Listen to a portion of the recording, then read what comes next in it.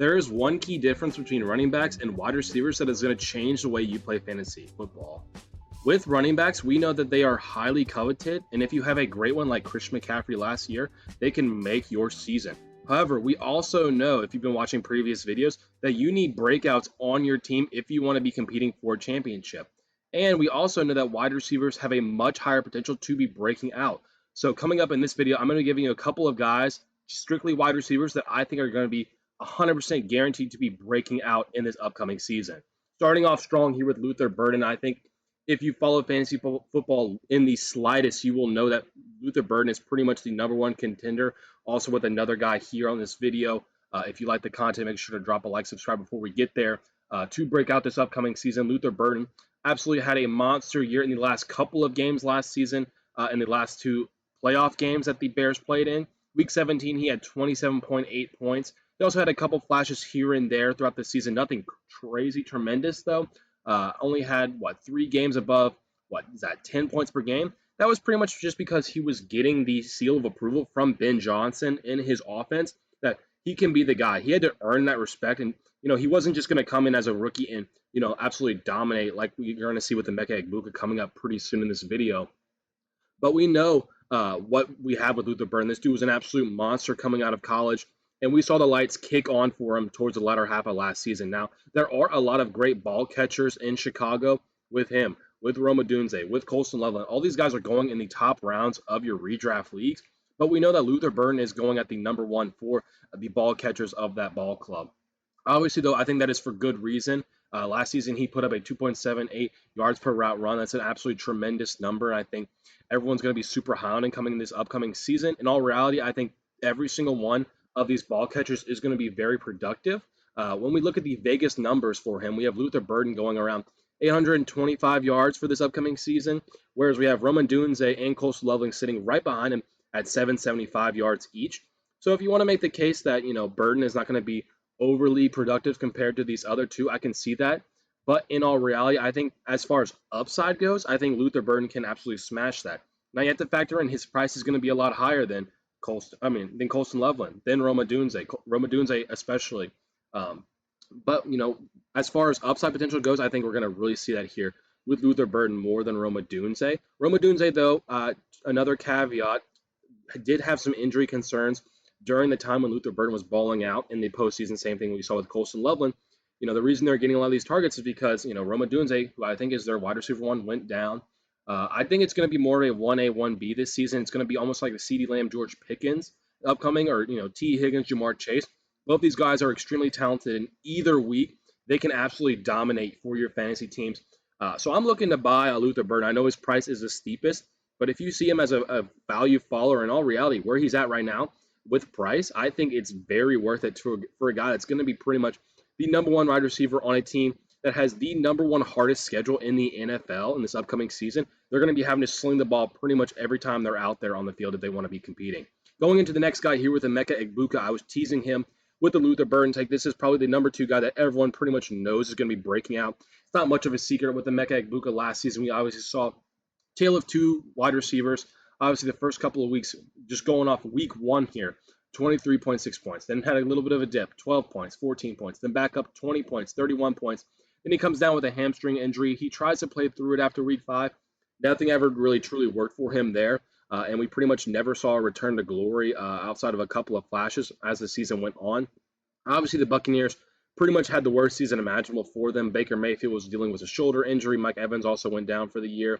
Chris Godwin also wasn't looking great. Now, though, in the offseason, Mike Evans has not gone to San Francisco, who I think is going to be an amazing, tremendous sleeper for them, as, he's going to be in, a San Francisco offense that always makes whoever it is produce, regardless if it's, Ricky Pearsall or if it's going to be Mike Evans, a very talented 1,000-yard receiver guy, just as a little bonus take for you there. But Emeka Egbuka is by far and away the #1 wide receiver here. Don't give me the argument that Chris Godwin is going to be the #1 wide receiver here, guys. I think he is old. I think he's still going to be getting his own, and honestly, a little bit more than people think he will be getting. I don't think he's going to be necessarily washed per se, but as far as who is the #1, it's going to be Egbuka. I think he's going to be lining up in the slot, going to be lining up on that side, going to be getting absolutely everything. And Baker Mayfield is a guy that's looking to take shots. He's going to be peppering the guys that he likes, and we obviously saw last season that Emeka was that for him. This is also similar similarly to the Bears, a team that's going to be looking to sling the ball, and they have a quarterback very capable of doing that with Baker Mayfield. Last season, he had a huge regression. I think we're going to be seeing that jump back up in this upcoming year. And Emeka Egbuka pretty much as a prime candidate for myself to be making that JSN jump. I think it's a very comparable comparison of these two players, where we were seeing JSN, everything was aligning for him, before DK Metcalf left. And then once he was gone, he was the only guy left standing. And what happened? Now he is the number 5 off the board in the first round. I think, we could be looking back in 2027 and saying, wow, Emeka Egbuka was that guy for us. In all reality, it is a steep price, similar to what you're paying with Luther Burden, but we pretty much have to, be solidified and say, like, look, we pretty much know the statistics are showing us here with Emeka Egbuka, the talent level is tremendous. If you saw him on the field last season, it looked like he was pretty much a top 5 wide receiver, when he was fully healthy. And I think once he gets back 100% off this hamstring injury, which he never was, again, just to reiterate off that week 5 injury, once he's back 100%, we're going to be seeing electric numbers for him. Finally, getting into a guy that is a little bit, more of a sleeper pick, but I still think is a very high contender for being a breakout candidate. We have Josh Downs here. Similar to with Emeka Egbuka, he's, the Colts offense has lost their number 1 wide receiver target in Michael Pittman this offseason as he has gone to the Pittsburgh Steelers. So pretty much by default, it makes Josh Downs your number 1 guy now. Alec Pierce is the guy that got the bag in this offseason. I do think, though, Alec Pierce is going to be the guy that goes downfield. That's kind of where he eats. So you're going to have weeks, like it's going to be 20 points. It's going to be 0 points. It doesn't necessarily matter with Alec Pierce. However, with Josh Downs, though, I think they're going to be giving him not just necessarily like, oh, we're going to have him in the X, we're going to have him in the Z. They're going to be moving him all over the field, which is what I truly love to see. He's not necessarily just a true slot receiver anymore, which is why he was not getting all of the numbers. So in all reality, I think with the target share that is being given up as Michael Pittman is leaving, it's going to be getting distributed between Tyler Warren and Josh Downs. And as Alec Pierce is probably going to be drawing the number 1 cornerback off of defenses, I think Josh Downs is going to be able to truly eat. We obviously know with Daniel Jones, Indiana Jones, that he loves to pepper guys just over the middle. And I think that Josh Downs can be an amazing PPR merchant, just getting you those, 10-yard little check down, whatever plays. Obviously, you have to worry about Jonathan Taylor. Not necessarily here, as he's, just more of a, he's going to be out there every single time. I don't think that's going to be a problem for Josh Downs if you were concerned about that fact. But that is something to note with this offense. I don't think that this offense is going to be as high-powered as it was last season, as Jonathan Taylor is going to be taking a little bit of step back, in my opinion, having some regression. But if I think there is a contention case for any of these guys taking a step forward, it is 100% Josh Downs here. And let me know what you think with this comment. And in all reality, I would love to hear your takes with this entire video. And if there's any wide receivers that you think are going to be breaking out, make sure to leave them down in the comments below. Going on to Carnell Tate, the first rookie off this video here. Obviously, I think we know with Carnell Tate that this dude is an absolute monster. We've pretty much seen, as he went in the number 4 overall slot in the draft this offseason. This dude's a baller, was the number 1 wide receiver off the boards, and for good reason. This dude can really do it all. And is he going to be in the Tennessee Titans offense with Brian Dable as the coach? We obviously saw with Malik Neighbors 2 years ago in his rookie season, was the number 4 wide receiver for fantasy purposes, was averaging 18 points per game. So we know that Brian Dable is not afraid to offer a rookie wide receiver as the guy that's going to be, your number 1 option. They obviously brought in Wan'Dale Robinson in this offseason. I'm not necessarily concerned that he's going to be taking over, the majority target share that Carnell Tate should be getting. I don't think there's going to be any workup Carnell Tate needing to kind of earn it in this spot, like comparing to maybe a guy like Mekhi Lemon, where it's like, oh, there's already a Devonta Smith on the team. He's going to have to earn his touches if he wants to get out there and, be fantasy relevant. I think they pretty much put all their chips in the middle with Carnell Tate, and I am too, as he's going, around guys like, below Chris Olave, maybe in that 5th round is where you're usually seeing him. Usually when you have wide receivers go literally in the first 5 picks, I mean, these are elite numbers where these guys are going, remember Ashton Genty last season? Obviously, he's a running back, very different. That's a better comparison to Jeremiah Love. He was going, in the 1st round. We have Carnell Tate slipping as far as the 5th round right now. Don't have the actual statistic up for you right here of, where, the previous rookies, usually go when they're in the first 5 at a skill position. But if we just look at the history, we know that, 5th round price for coming into a team where he's going to be the number 1 option, right? There's nobody else. His team is going to be needing to score as the Tennessee Titans off defense, is not that good. There's really, what are we worried about with Carnell Tate? I think he's going to be productive from week one. There's a huge case that he's going to be a wide receiver one for fantasy purposes, and you're getting him at a wide receiver two price. So there is no reason in my mind to be concerned with him in the slightest. With Casey Concepcion, this is going to be the number one wide receiver for the Cleveland Browns. I'm extremely excited for this offense.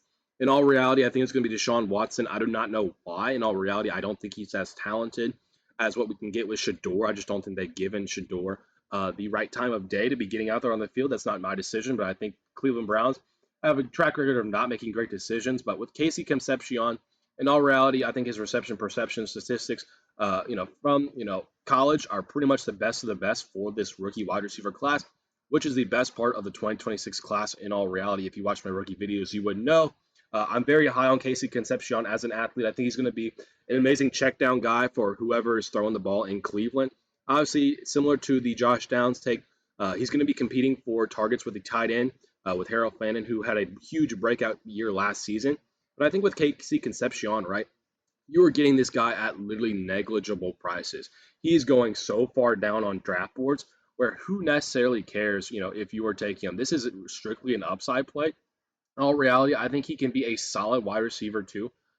Maybe a flex spot if you're not high on the guy, but even still, a flex spot guy, pretty much, I think you're guaranteed to be getting close to 11, 12 points a game.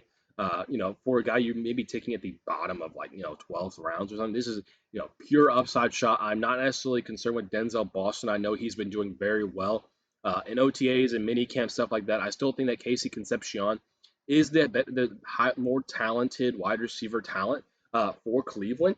Obviously, he's had some ball drop issues. He had those as well in college. I don't think those are necessarily going to go away, but I think he's going to be able to work on that and really improve in this, Cleveland offense.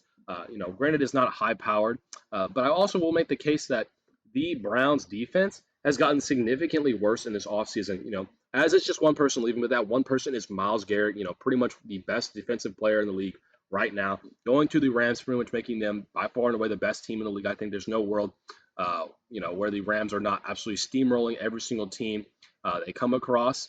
Which could be a case for, these Rams wide receivers, athletes are going to be, not getting as much as they did last season because they don't need to as much.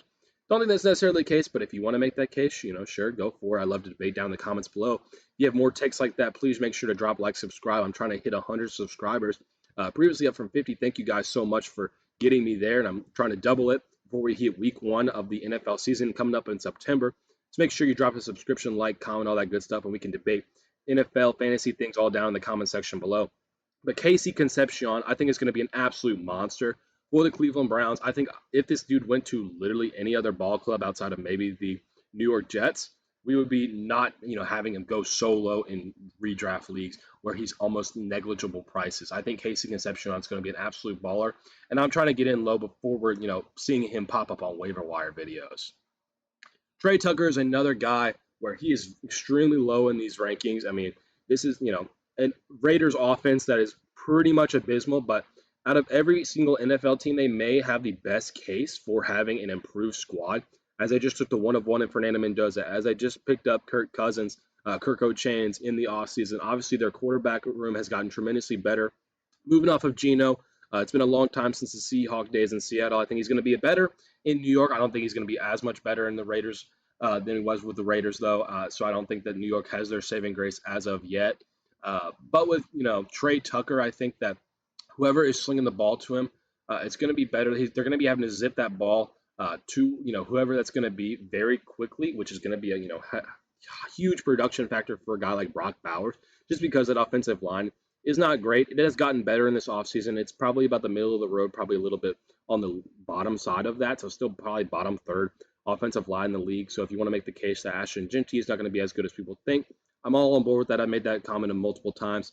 But with the Raiders, they are only projected to win 5, maybe 6 games in this upcoming season, pretty much meaning they're going to be fighting from behind, battling every single week with competent quarterback play. So who is that going to be benefiting? Brock Bowers, and then who do they bring in the offseason? Okay, Jalen Naylor. I really don't care about that. We obviously saw Tre Tucker did, have a couple of productive weeks last season. It was nothing tremendous. There was not many weeks over 10 points per game, let me tell you.